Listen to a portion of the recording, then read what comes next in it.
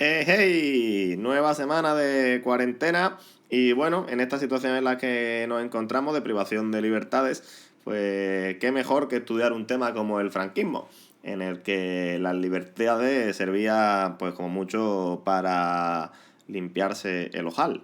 Así que bueno, como siempre pues tenemos aquí el índice, una breve introducción, vamos a hablar después de las bases del franquismo y después vamos a continuar pues con su evolución política, económica y social. ¿Vale? Como último, como siempre, pues unas pequeñas conclusiones. Bien, el régimen franquista pues va desde el final de la Guerra Civil, 1 de abril de 1939, hasta la muerte del propio dictador el 20 de noviembre de 1975.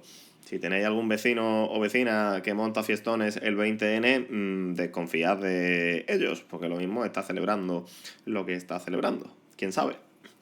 Bien, el franquismo, pues, como digo, pues un régimen que durante casi 40 años va a imponer su control social, perdón, la censura, la represión, y poco a poco se va a ir resquebrajando. ¿Por qué? Pues porque el propio desarrollo económico y social de España, sobre todo durante los años 60, va a ir provocando una sociedad más moderna que poco a poco va a ir rechazando el franquismo. Pero bueno, no me enrollo más aquí y vamos a ir viéndolo poquito a poco. Hoy en este vídeo solo vamos a ver las bases del franquismo, el apartado 2, ¿vale? Vamos a hacer 3 vídeos, después veremos la evolución política en el siguiente y por último la económica y la social. Así que vámonos ya con ello, ¿vale? Señor John Williams, abra usted cuando quiera.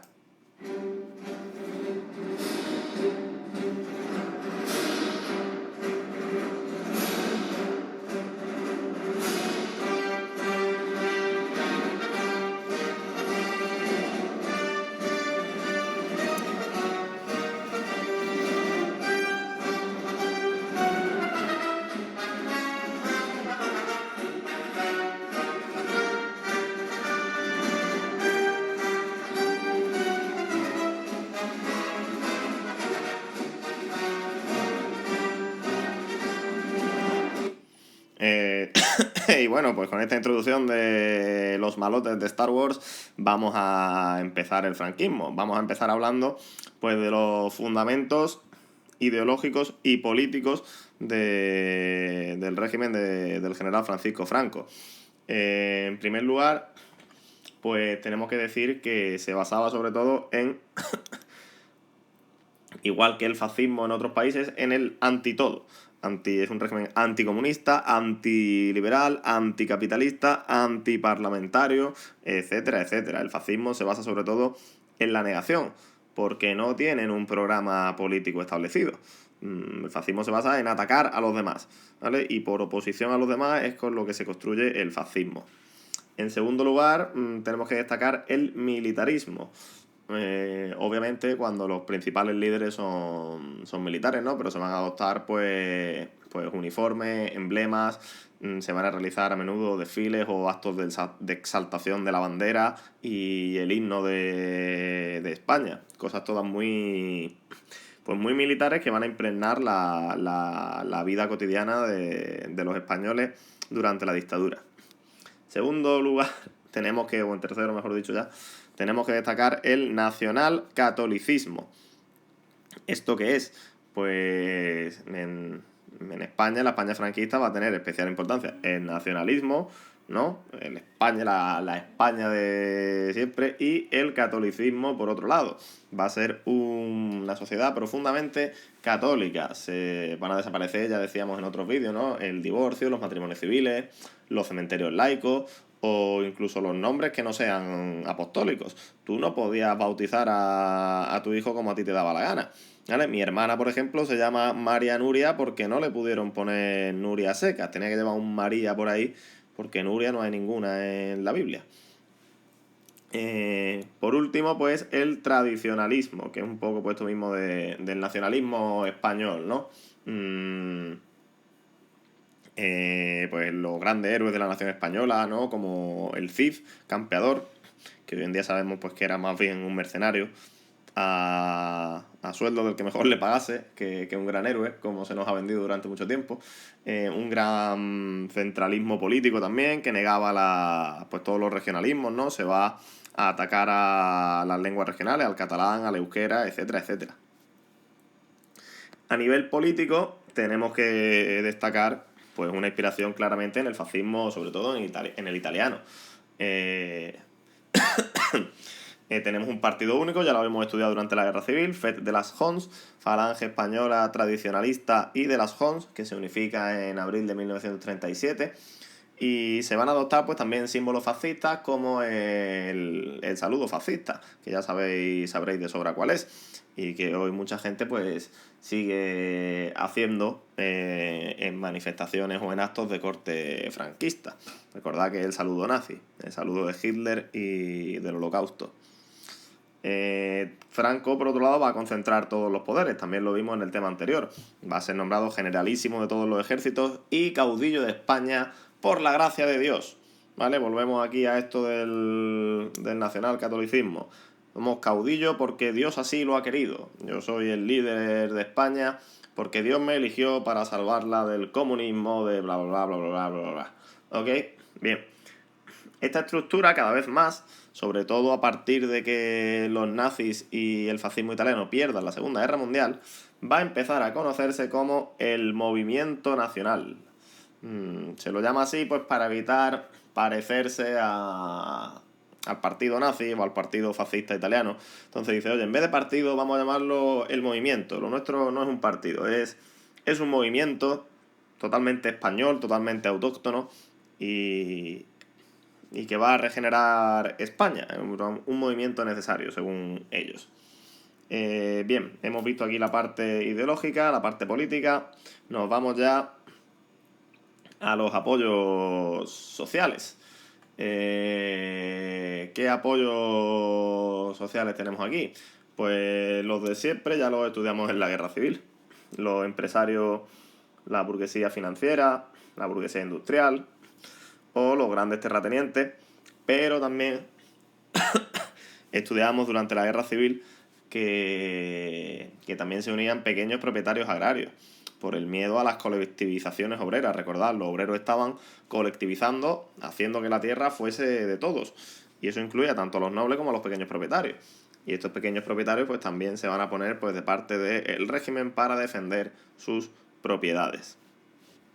Además de estos pues apoyos sociales, tenemos que hablar de las llamadas familias del franquismo.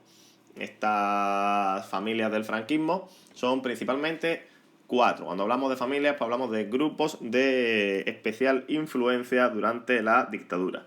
El primero de ellos, y más importante, ya había pasado durante la Guerra Civil, son los militares.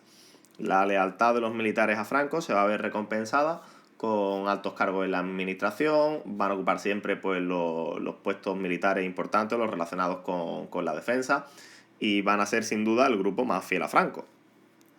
En segundo lugar tenemos a los sectores falangistas, que van a tener muchísima importancia durante la Guerra Civil, y en los momentos inmediatamente posteriores se va a adoptar pues, el uniforme de falange, las insignias, los himnos, el cara al sol, y poco a poco eso se va a ir disminuyendo conforme los nazis vayan perdiendo la Segunda Guerra Mundial.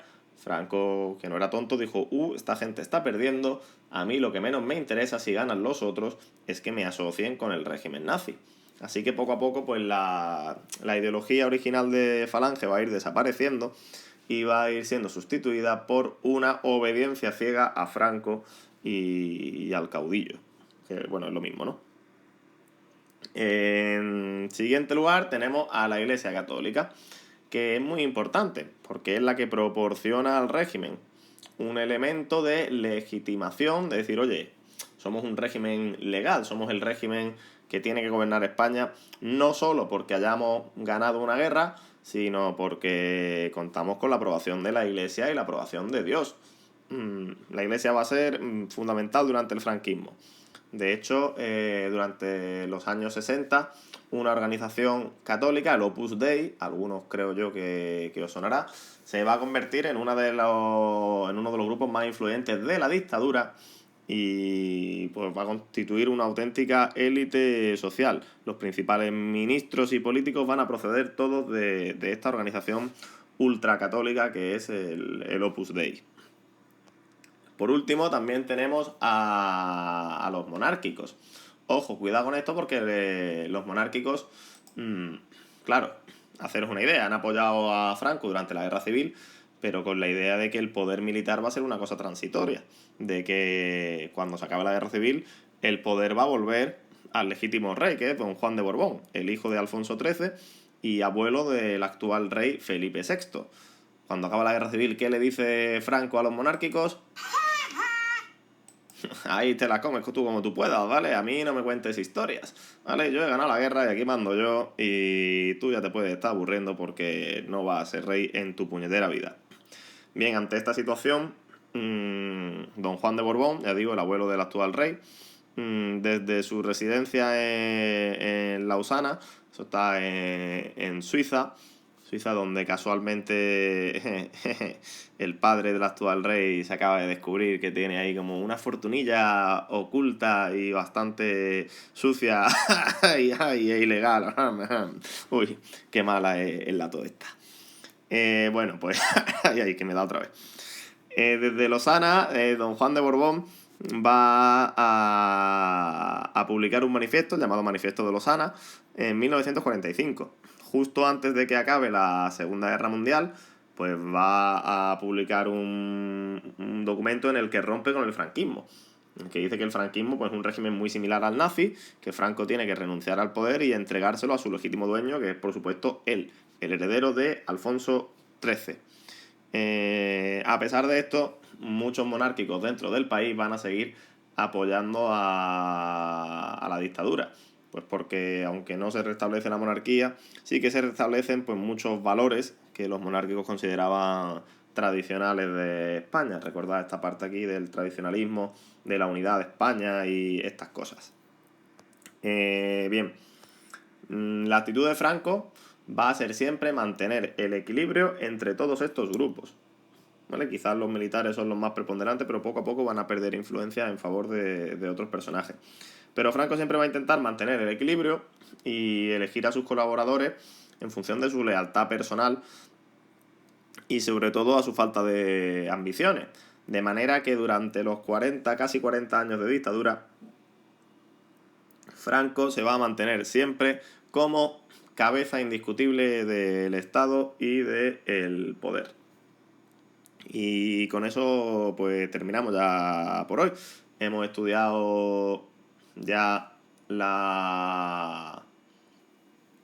los apoyos y las bases del franquismo. En el siguiente vídeo pues nos pasaremos a su evolución política, año a año, ¿vale? En orden cronológico. Así que nada, este vídeo no me ha salido muy largo, ¿eh? Espero que lo apreciéis. Os dejo y nos vemos en la próxima, chavales y chavalas. Hasta otra.